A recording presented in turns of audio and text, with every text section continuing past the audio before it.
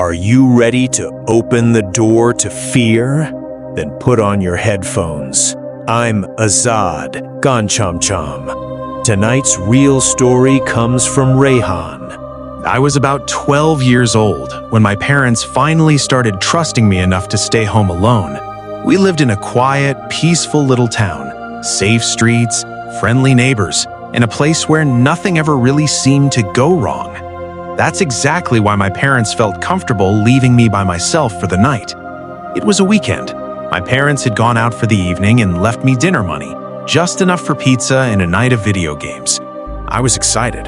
For a kid my age, it felt like freedom. I spent the evening playing James Bond Nightfire on my PlayStation 2, completely relaxed, lost in the game. Later, I ordered pizza from a nearby shop called Johnny's. It was only a few blocks away. Nothing unusual. I paid the delivery guy with a $20 bill, just like my mom told me, and waited for my change. But something about him felt off. He was in his 30s, unshaven with a messy beard, glasses, and a dark trucker hat.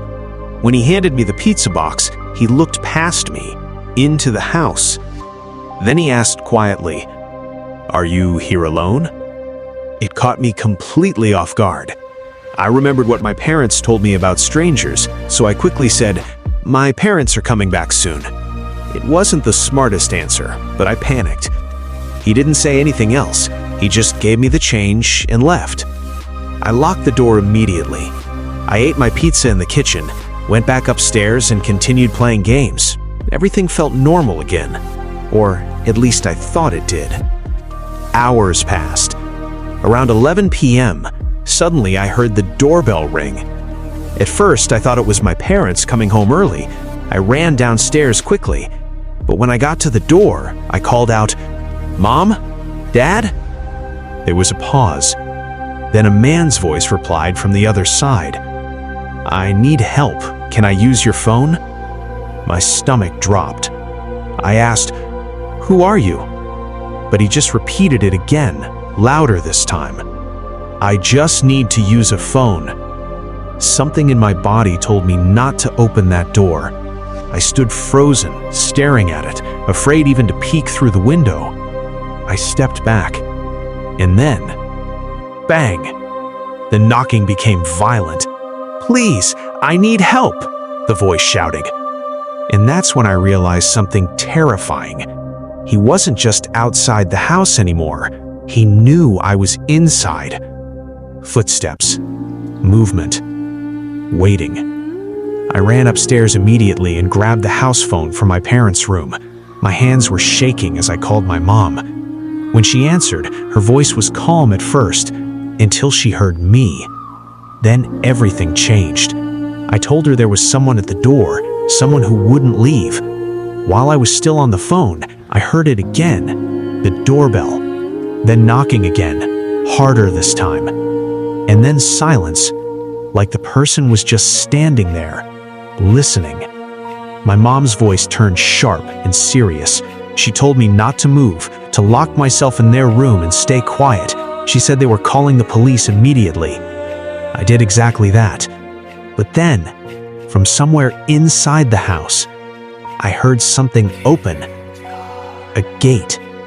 Very slow, very careful, like someone was trying not to be heard. And then, footsteps inside the house. I paused here as the fear fully set in and the situation escalated beyond the front door.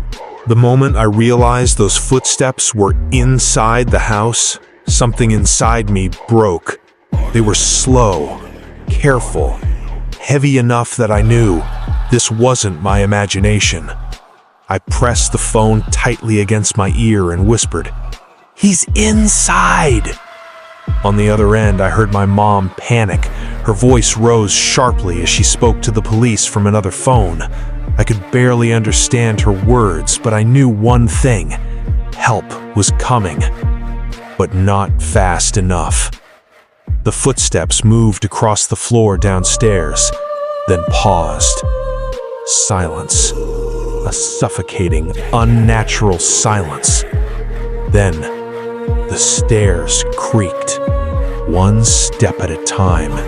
Each sound echoed through the house like a warning. I slid off the bed and crawled underneath it just like my mom told me. My whole body trembled. I tried to control my breathing, but it felt too loud, like he could hear every breath I took. The footsteps reached the top of the stairs. Then they stopped. For a few seconds, nothing. And then, I heard something even worse. A door opening. My bedroom. Then my sister's room.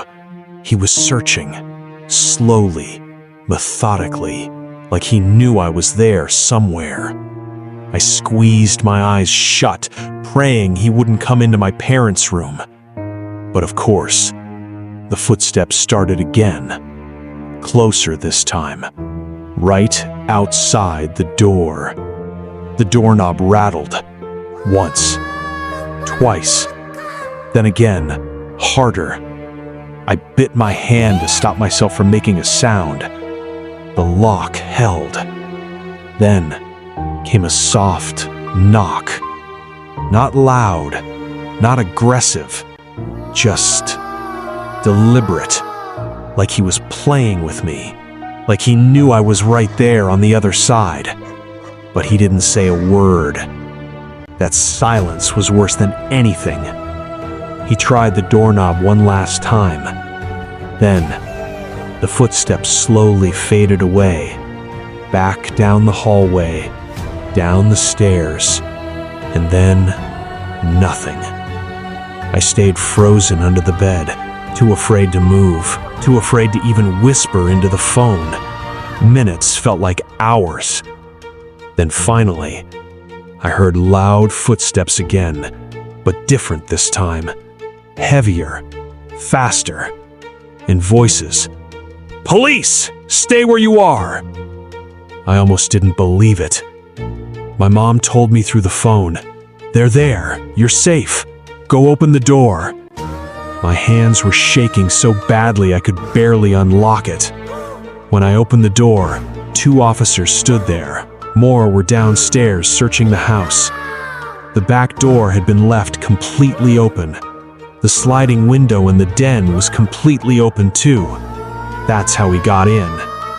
He had been inside the whole time, watching, searching, hunting. The next night, my parents took me to Giant East to identify the delivery driver. The manager said the man I described was named Phil, but claimed there was no way it could have been him. That didn't feel right. We waited outside for over an hour hoping he'd return. He never did. And after that night, I was never left home alone again for a long time.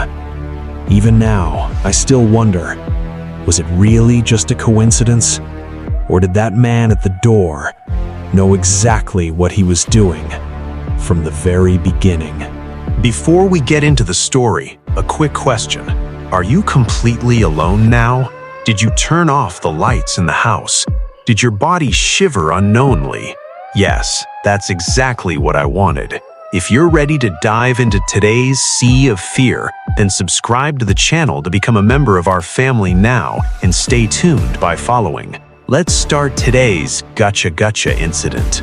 When I was a teenager, my parents and I moved from California to a remote area in North Idaho. It was the kind of place people dream about. Endless forest, no neighbors, and complete silence. My parents had just retired and built their dream home deep in the wilderness. The house itself was massive. 2 stories, a home gym, a full bar, a pool room, and even a private movie theater in the basement. It should have felt like paradise. But something about that place never felt right. One night, while my parents were out for dinner in town, I invited my girlfriend over.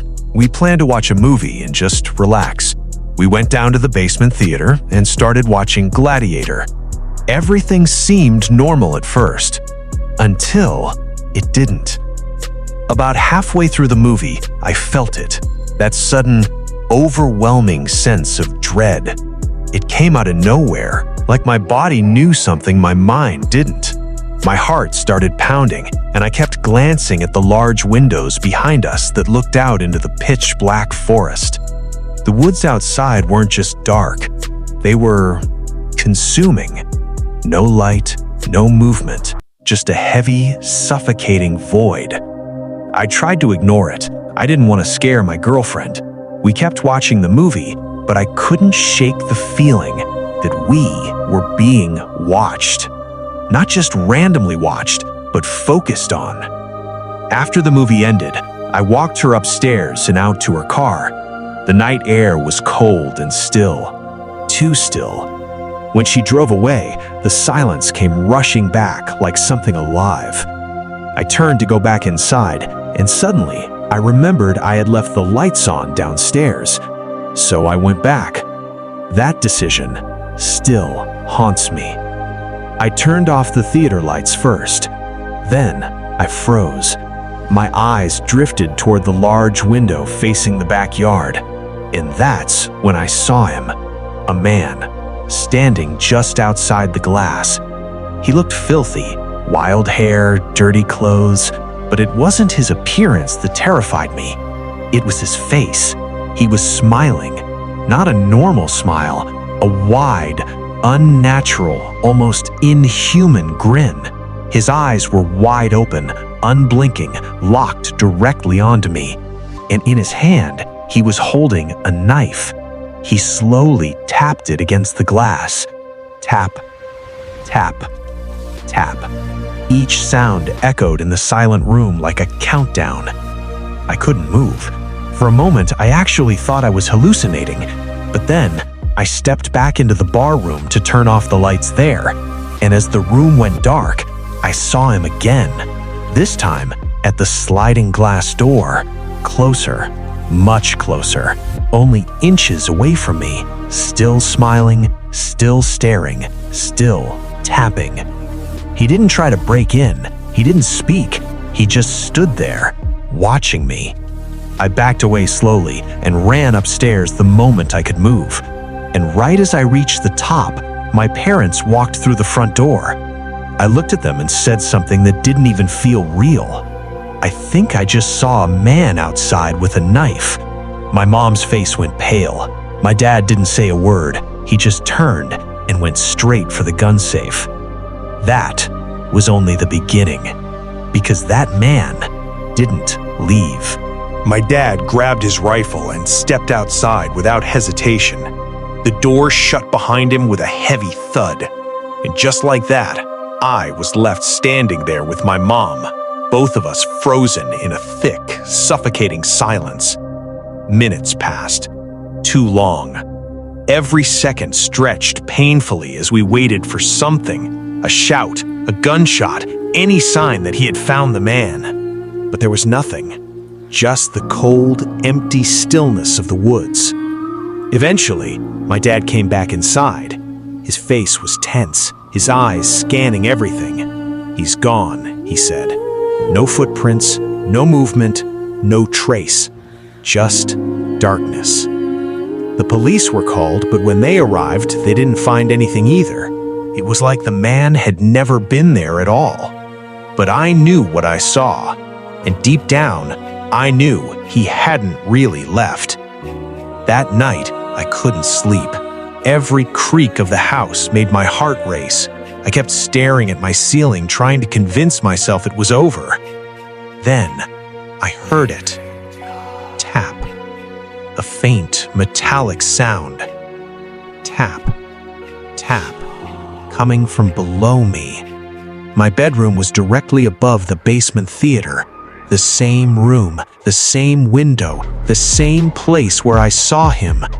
The tapping continued, slow and steady, like something or someone was still out there. I didn't go check. I couldn't. And that sound, it didn't stop. The tapping came back the next night, and the next. Sometimes it would fade, sometimes it would wake me up at 3 a.m., echoing through the silence like a message I couldn't understand. Once, I even heard footsteps on the roof.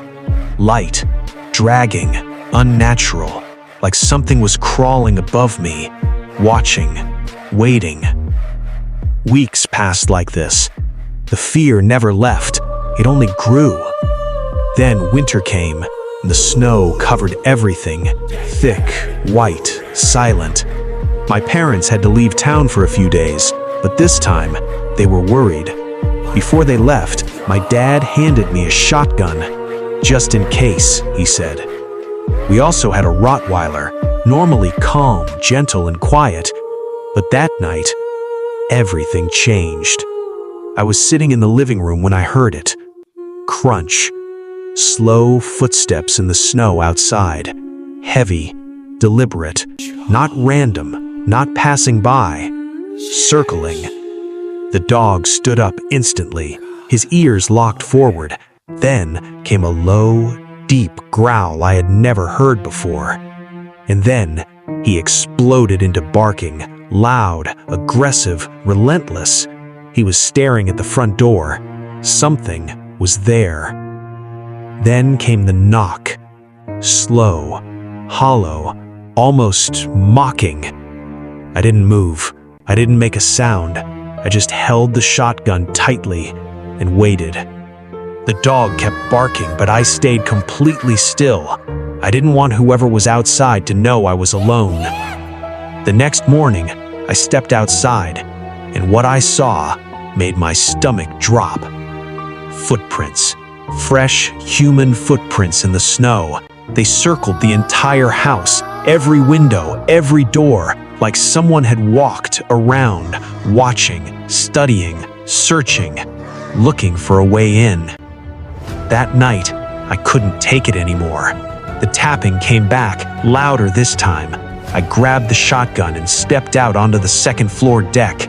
I turned on the floodlights, and there he was, standing at the edge of the woods.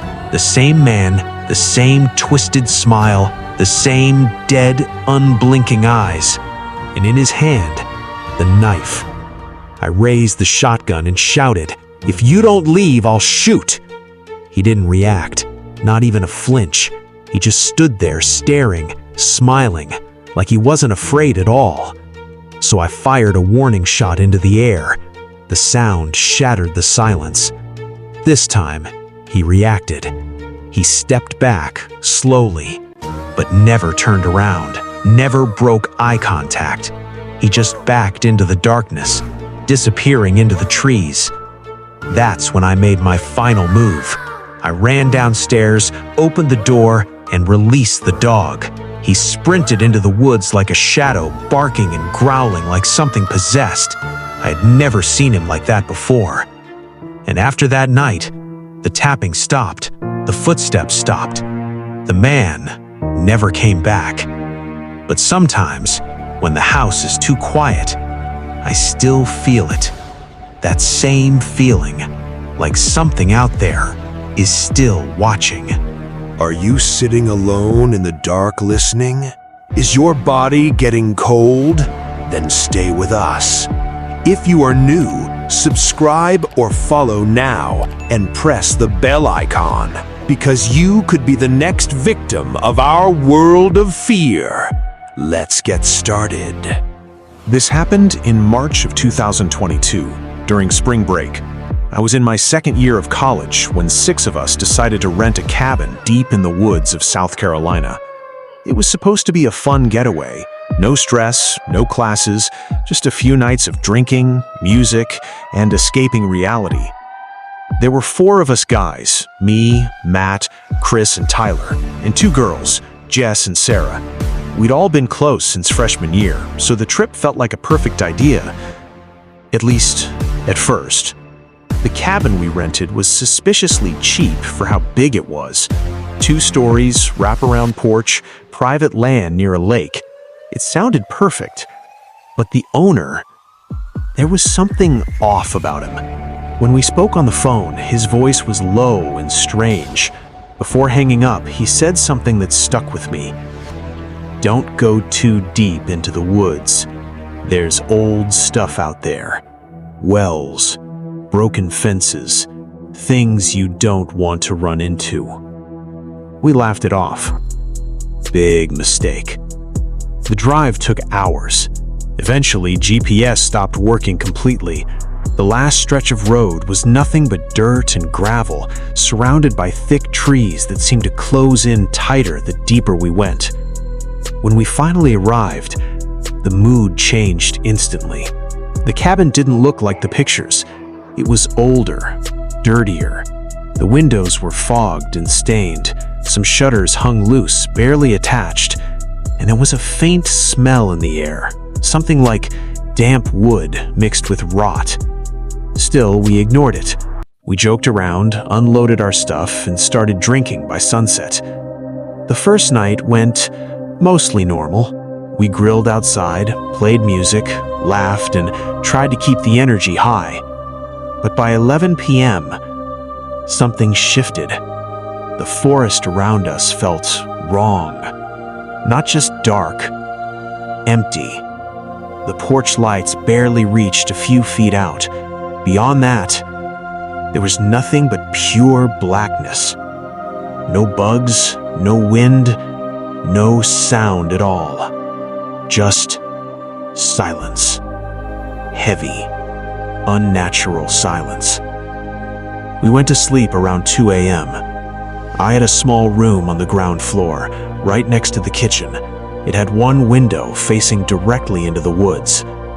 At exactly 4:15 a.m., I woke up.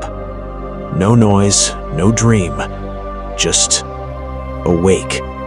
My heart was racing like something had pulled me out of sleep. I lay there in the darkness, trying to calm down.